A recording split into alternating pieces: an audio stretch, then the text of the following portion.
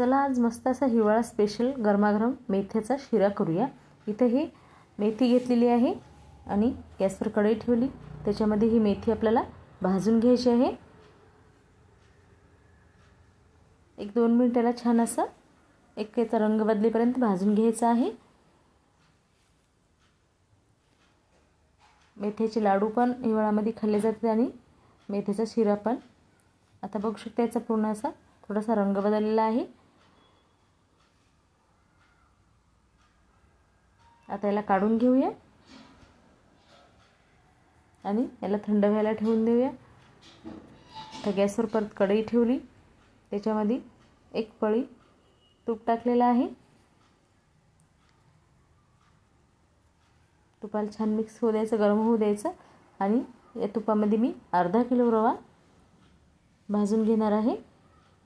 आता आपली अर्धी वाटी मेथी आहे त्याला अर्धा किलो रवा बरोबर आहे, योग्य प्रमाण आहे हे। कारण की जास्त जरी मेथी झाल्या तर खूप कडसर लागते त्याच्यामुळे मेथीचा वापर करायचा आहे पण कमी प्रमाणात करायचा आहे। आता इथं मी ही मेथ्या चक्कीतून काढून घेतलेले आहे। पिठाचं बारीक पीठ करून घ्यायचं आहे। तुम्ही हवं तर मिक्सरमधून सुद्धा काढू शकता। परत एकदा त्याच्यामध्येच मी तूप टाकलं आणि हे मेथीचं पीठ त्याच्यामध्ये छान भाजून घेते आणि हे आपल्याला मंद आचेवरच भाजून घ्यायचं आहे। व्यवस्थित गॅस कमी करूनच भाजून घ्यायचा आहे। असा रवा छान भाजून घ्यायचा आहे।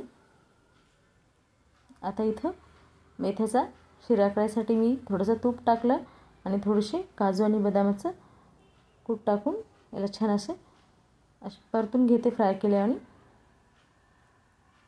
आणि थोडंसं याच्यामध्ये पाणी टाकून घ्यायचं आहे। पाण्याला थोडीशी उकळी आली की हे जे मेथी आणि रवा आपण भाजून घेतलेला आहे याला याच्यामध्ये वरून घ्यायचं आहे। व्यवस्थित याला वरून घ्यायचं आहे। आता मी हे इथं एकाच जणासाठी करणार आहे। तुम्हाला जर दोघा जणांसाठी जर करायचं असेल तर याचं प्रमाण वाढून घ्यायचं पाण्याचं तुम्ही। आणि याच्यामध्ये वरून टाकायची आहे आपल्याला साखर, पिठी साखर टाकायची आहे वरून आणि ते छान याच्यामध्ये मिक्स करून घ्यायचे आहे।